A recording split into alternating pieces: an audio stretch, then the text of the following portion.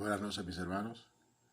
Continuamos en esta noche con el estudio de Apocalipsis y en este caso vamos a entrar en el estudio de el mensaje a la iglesia en Filadelfia. Quiero decirles que esta iglesia es la única iglesia que presenta, como decir, una hoja de vida agradable delante del Señor. Todos quisiéramos ser parte de esta iglesia, estar en la condición espiritual de Filadelfia, porque agrada a Dios. Esta iglesia agrada al Señor. El Señor no encontró nada reprochable en esta iglesia. El nombre de Filadelfia significa amor fraternal. O sea, es una iglesia que definitivamente, sin que el Señor lo mencione, es una iglesia en la cual vivían el amor fraternal.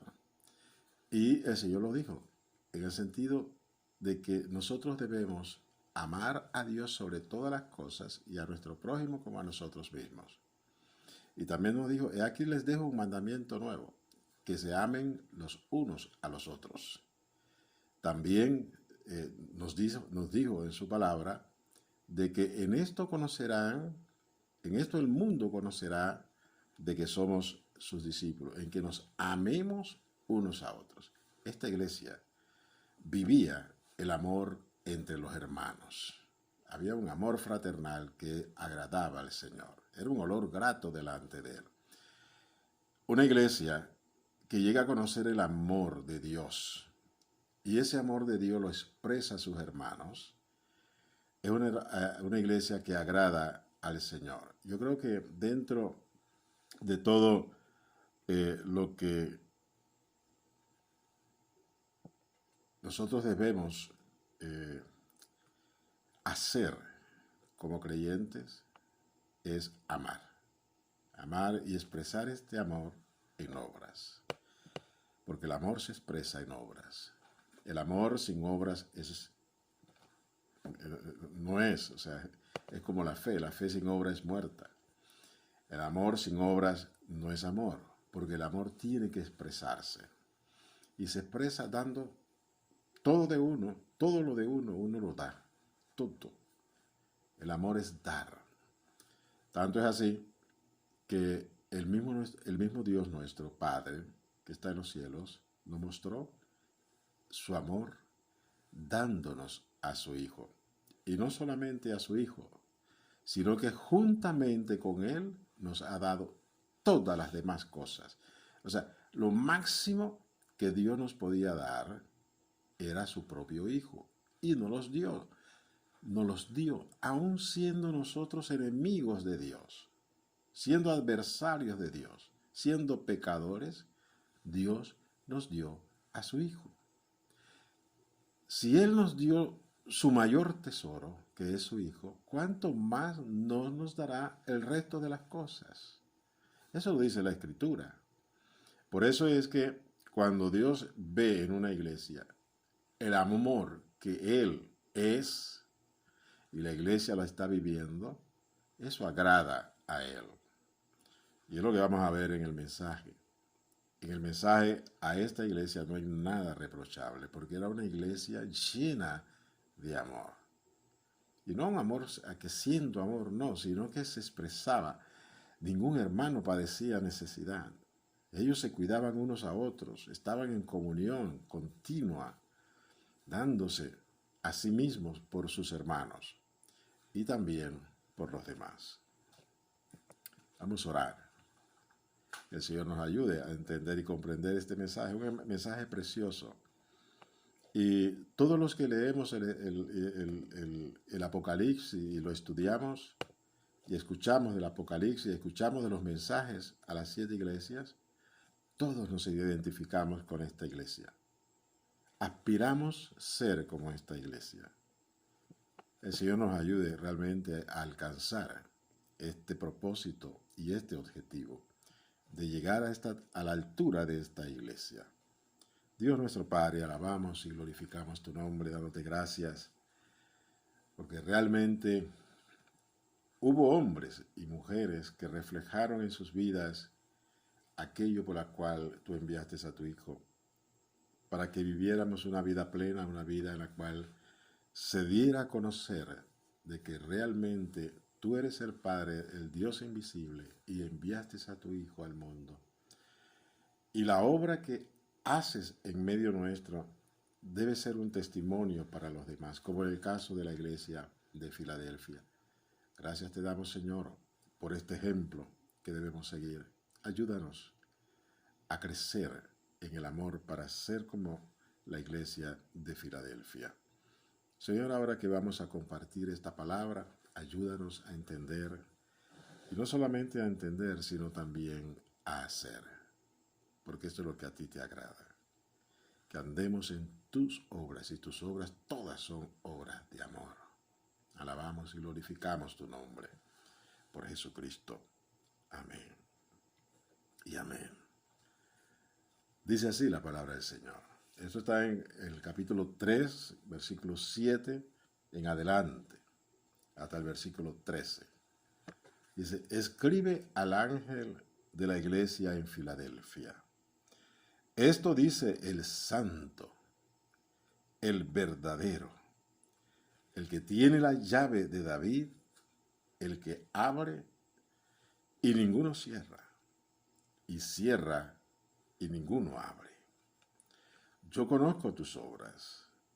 He aquí he puesto delante de ti una puerta abierta, la cual nadie puede cerrar. Porque aunque tienes poca fuerza, has guardado mi palabra y no has negado mi nombre.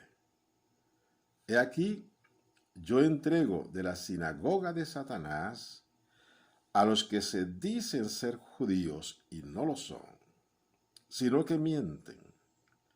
He aquí yo haré que vengan y se postren a tus pies y reconozcan que yo te he amado.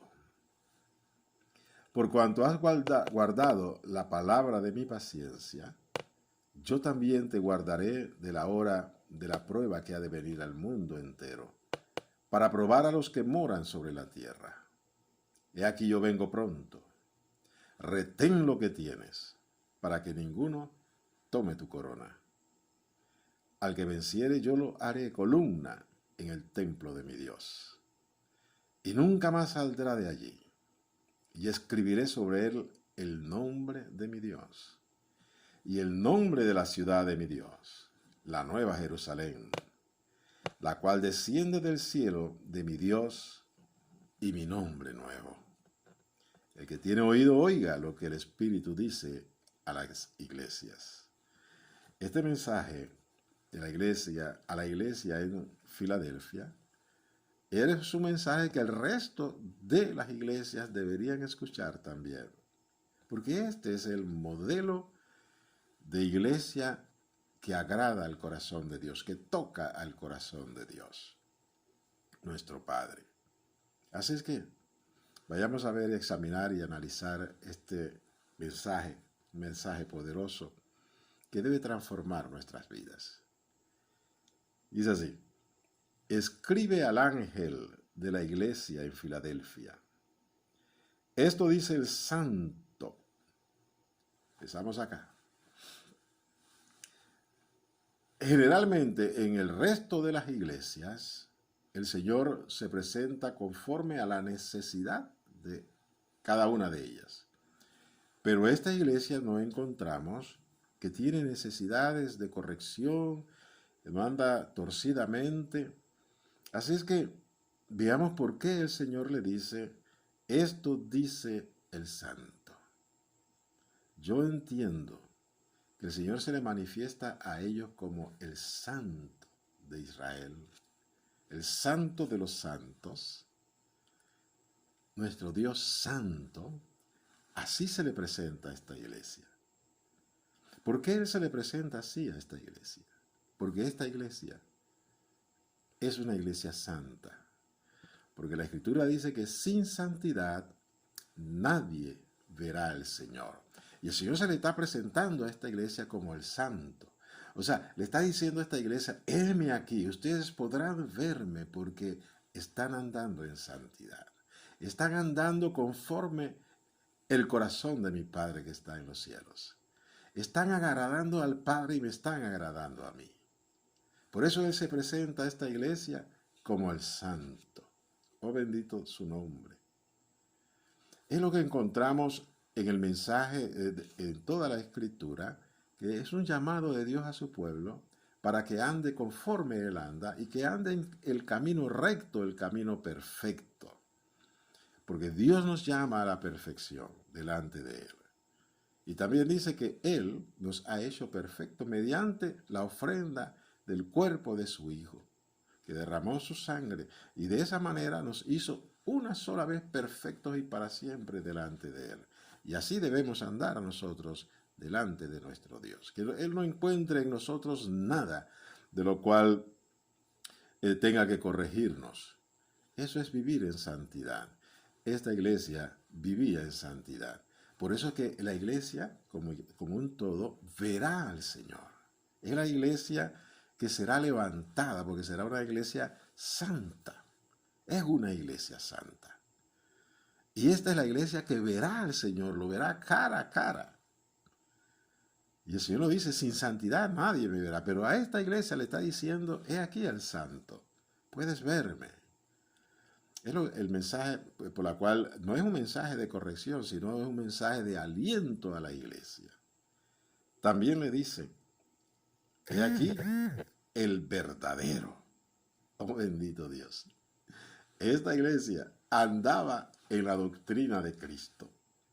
Esta iglesia no se dejó contaminar de malas enseñanzas, de enseñanzas torcidas, de engaños que pululaban en ese tiempo.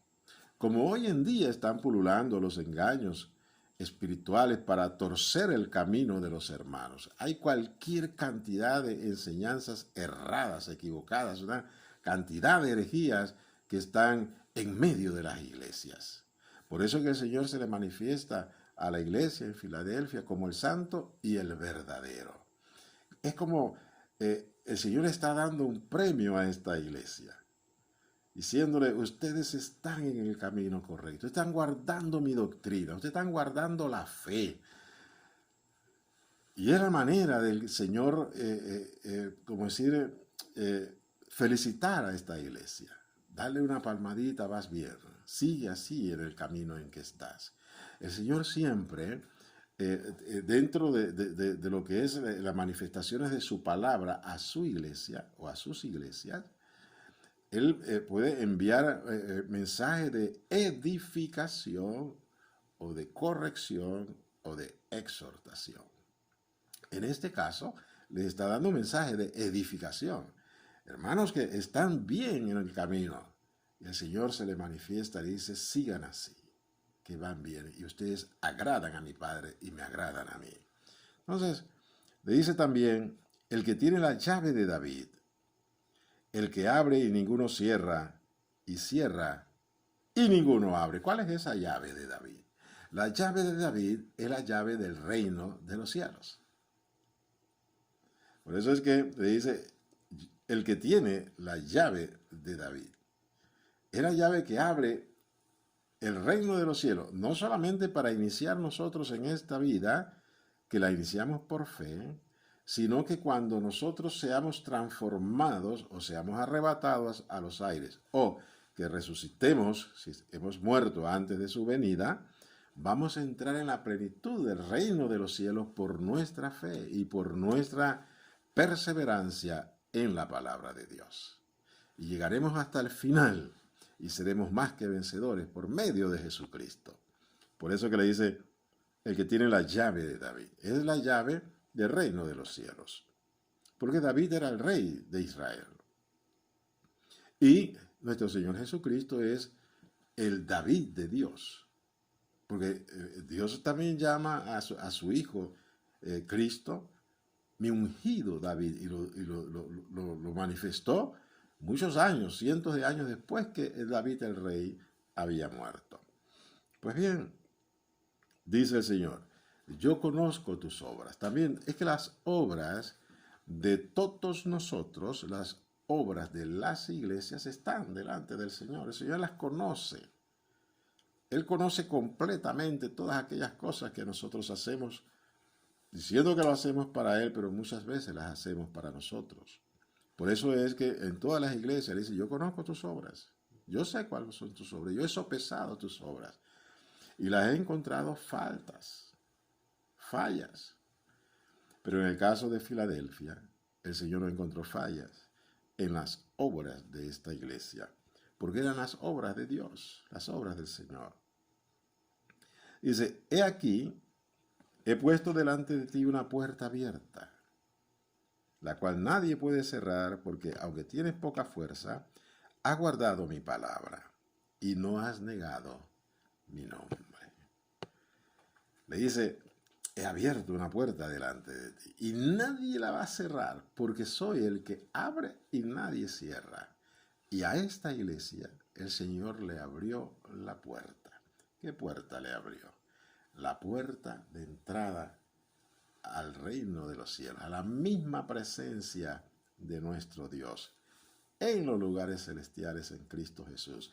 Aquí está hablando definitivamente del momento del arrebatamiento. Le está diciendo, he aquí los cielos se abrirán para que tú pases, novia mía. Que vengas y estés conmigo para que entremos a la presencia de nuestro Padre. Esta puerta no la va a cerrar nadie porque está abierta, es para ti. Oh bendito Dios, que el Señor nos ayude a ser parte de esta condición espiritual, la cual se nos abren las puertas del reino de los cielos. No solamente ahora que estamos viviendo por fe, sino llegado el momento del levantamiento de la iglesia, nosotros podamos traspasar esas puertas. Así como el Señor entró a los cielos, al tercer cielo, atravesando las puertas eternas, asimismo, nosotros también entraremos por esas puertas eternas a la misma morada de Dios, a la misma presencia de nuestro Dios, a su lugar santísimo, porque las puertas estarán abiertas para nosotros. Entonces la primera puerta que se nos abre es la puerta en el arrebatamiento para estar en comunión y en reunión con el Señor en el día del arrebatamiento que será muy pronto. Entonces se está refiriendo a estas puertas que son las puertas eternas, que fueron abiertas para el Rey de Gloria, como lo dice el Salmo. Alzaos, oh puertas, vuestras cabezas, y alzaos vosotras puertas eternas, y entrará el Rey de Gloria. ¿Quién es este Rey de Gloria? Jehová, el poderoso, el grande en victoria. Este es el Rey de Gloria. Entonces las puertas que se abren en los cielos es para el Rey de Gloria, nuestro Señor Jesucristo. Entonces esas puertas que se abrieron para nuestro Señor Jesucristo están abiertas para nosotros también, la iglesia que ama conforme lo que Dios estableció. Y podemos también traspasar esas puertas eternas en compañía de nuestro Rey, porque Él nos ha hecho a nosotros reyes y sacerdotes para Dios nuestro Padre. Esas puertas, o por esas puertas solamente pueden entrar los reyes. El primer rey que entró es nuestro Señor Jesucristo. Después entraremos nosotros, los reyes y sacerdotes que Dios nos ha hecho para Él por medio de la fe en nuestro Señor Jesucristo. Entonces dice, la cual nadie puede cerrar, aunque tienes poca fuerza. Has guardado mi palabra. La iglesia debe entender que no es con nuestra fuerza natural. Entre menos fuerza tengamos nosotros, fuerza natural, para servir a Dios y para agradarle, ese es el camino. Nosotros debemos solamente tener la fuerza de nuestro Señor Jesucristo, fortalecidos en su fuerza y en su poder. Es como debemos caminar la vida cristiana. Esta iglesia aprendió este secreto o este misterio de andar en la fuerza del Señor, no en su fuerza. Por eso es que ella dice esta palabra, aunque tienes poca fuerza. O sea, es una iglesia que reconoció que por su fuerza él no podía hacer las obras del Señor. Por eso se negó a sí mismo para poder que la fuerza del Señor le fuese dada. Y ella andó y anduvo y anda en la fuerza del Señor. Y a eso somos llamados nosotros también. A andar, vivir y extendernos hacia adelante con la fuerza del Señor, con el poder del Señor, no con nuestras fuerzas y nuestro entendimiento y nuestra capacidad, sino con la capacidad de Dios, que va más allá de lo que nosotros podemos entender. Dice, porque aunque tienes poca fuerza, has guardado mi palabra, has atesorado mi palabra. Porque nuestra debilidad hace que el poder de Dios se perfeccione en nosotros. Es lo que le dijo el Señor a Pablo. Mi poder se perfecciona en tu debilidad. Así que si nosotros queremos experimentar el poder de Dios, debemos debilitarnos. Totalmente debilitados, porque entonces de Él vendrá la fuerza que nosotros necesitamos, el poder que nosotros necesitamos. Y este es el mensaje que le está dando el Señor a esta iglesia. Porque aunque tienes poca fuerza, has guardado mi palabra. Esta iglesia conoció el secreto, que el secreto este es para nosotros, es un misterio que nos es revelado a todos nosotros. Debemos caminar en la fuerza del Señor y no con nuestras fuerzas. Entonces dice, y no has negado mi nombre. Era una iglesia que hablaba en el mundo acerca de su fe en Jesucristo. No se avergonzaba. ¿Por qué avergonzarse de invocar el nombre de Jesús y hablar de Jesús? Si Él es nuestra vida, Él es nuestro todo, debemos compartirlo con los demás. En toda oportunidad, hablar y dar testimonio de nuestra fe en Cristo Jesús. El que por su gracia y por su misericordia nos ha dado vida y nos sostiene, y estamos en espera de que Él regrese. Muchos hoy cristianos se avergüenzan de dar testimonio de Jesucristo. En el trabajo nadie sabe que son cristianos, y si saben por alguna palabrita que se les salió por ahí, oh, gloria a Dios, o aleluya, algo se les salió, pero no dan testimonio de su fe, de Jesucristo. ¿Sí? Es necesario dar testimonio de nuestros. Hay mucha oportunidad, y más ahora en este tiempo de pandemia, de tanto sufrimiento que hay en medio de nuestra familia, amistades, vecinos, gente desconocida. Tenemos oportunidad de compartir de una manera sencilla acerca de nuestra fe, acerca de nuestra esperanza, de la pronta venida de nuestro Señor Jesucristo y nuestro encuentro con Él. Porque el mundo está por terminar en cuanto lo conocemos. Porque en el mundo hay mucha injusticia. En el mundo hay mucha corrupción. Pero no es estar señalando, no, sino simplemente enseñándole a las personas de que esto era de esperarse, porque el Señor lo ha dicho en su palabra de que la maldad se iría a multiplicar antes de su venida. Y lo que estamos viendo actualmente en el mundo es la maldad multiplicada de una manera que nunca la habíamos visto años, decenas de años atrás, sino que en los últimos 15, 20 años, 30 años, no ni 30 años, 20 años para acá, se ha ido acelerando la descomposición de la humanidad de una manera acelerada, imparable, cada día peor. Entonces, dice, no has negado mi nombre.